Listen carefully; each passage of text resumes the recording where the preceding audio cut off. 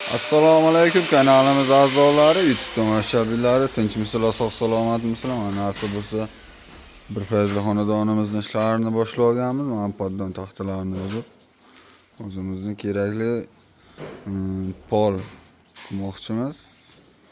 Tayyorlagasi poli qilinish jarayonlarini hozir ko'rsatib o'tamiz.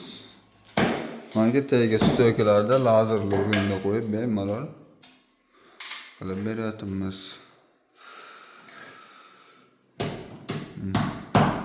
Ozgina yetmadi, uloq qo'shdik. No, baquvvatligi zo'r.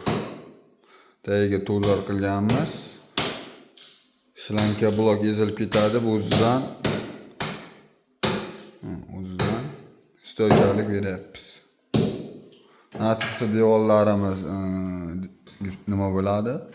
Dekor patologimiz MDF bo'ladi.